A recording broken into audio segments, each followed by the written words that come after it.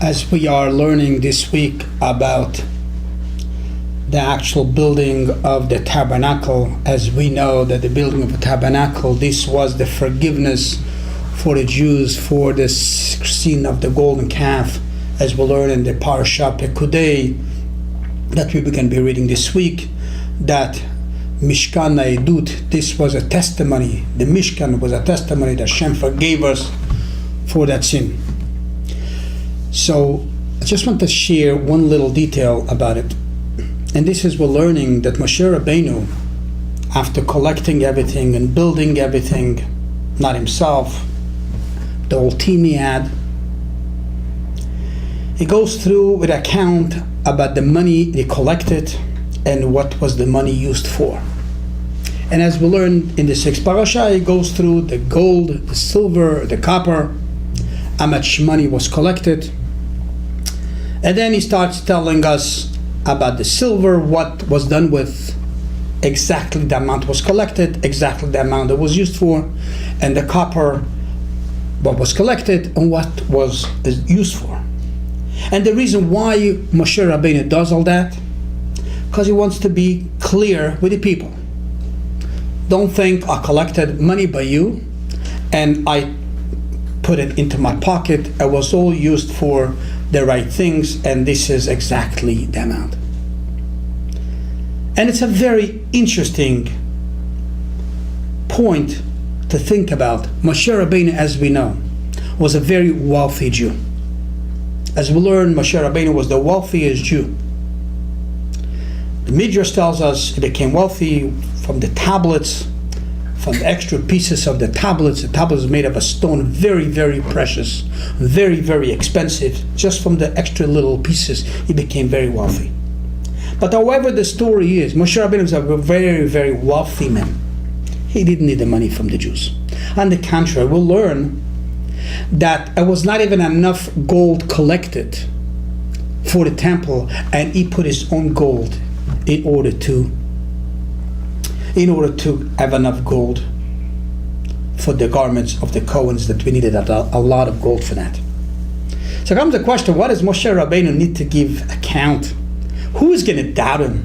Who is going to think that Chas v'Shalom Moshe Rabbeinu stole money from the people?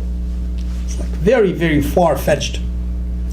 And even if it's still missing, is it Moshe Rabbeinu's fault? And there was many people working there. And other people can pocket their money too. And still we see Moshe Rabbeinu wants to be clear, fair with everyone. Present himself, look, here is the income, here is the expense. I didn't take anything. And the idea what Moshe Rabbeinu wanted to teach us, as we know Moshe Rabbeinu is always teaching us a lesson, that the duty of a human being is not only to be clear with Shem, with the one above, to be clear with the people too. That people should not doubt you. Even though what Moshe Rabbeinu was said before, who's going to doubt him? But makes no difference. There is a chance. So Moshe Rabbeinu could always say, isn't my fault people doubt me? I didn't take anything. I'm good. Why do I have to give the calculation of everything to the people? Moshe Rabbeinu says, I do not want to cause a person to do something negative to doubt Moshe Rabbeinu. Even though the one that will do negative is the person that doubts. But Moshe Rabbeinu is being a good, fine, great leader. He says, it's my obligation. Not only I shouldn't do transgressions, not only I shouldn't do negative, and this is good with God, He's not doing any negative. It's his obligation to make sure that nobody should doubt him. Because if somebody doubts him, that someone will make and do a transgression. But Moshe Rabbeinu says, I don't want to cause someone to do a transgression. The lesson we learn from this is, not only we have to be good, we have to appear to people to be good. That people should not doubt me. People should not react in a negative way to me. Even though it's my problem what people do, yes, it is my problem. Moshe Rabbeinu says, you gotta appear, you gotta come forward in a way that people should only say good about you. If people say bad about you, even though it's their fault, they're saying the bad about you. But if you do something that it looks no good, you are causing it. And you causing someone saying bad about you, that's a negative thing. You have to make sure that people should see you always in a good eye. People should always see you as a good person. People should always say and do good to you. And we'll learn from this a great lesson in halacha too.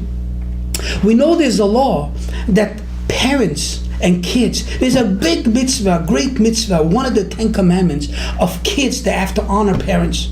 Kids have to respect parents, no matter what. As we go through the details in the Gemara, in halacha, but no matter what the parents do to the kids always have to respect, they have the obligation to honor the parents. But the same halacha comes and tells you that the parents have obligation to present themselves to the kids in a way that the kids should want to respect them.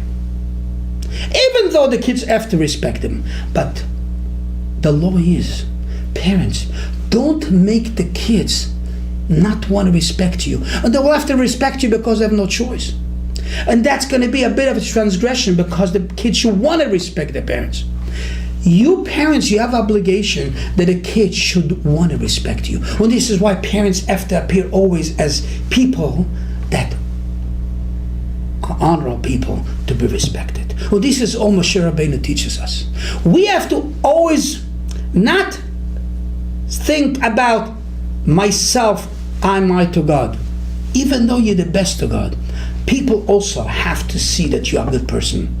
Because if somebody sees you're not a good person, even though you're really a good person, but it appears to be like that, when that person may say lashon hara about you, that person may not respect you as much, even though he should respect you, even though he should not say lashon hara about you. It's not your fault, it is fault, but you are causing it. Moshe Rabbeinu says, and you have to always cause someone think good about you, say good about you, be concerned about somebody else's transgression. He should not do a transgression because of you. He should do a mitzvah because of you. I think it's a beautiful lesson. Have a great Shabbos. I'll talk soon.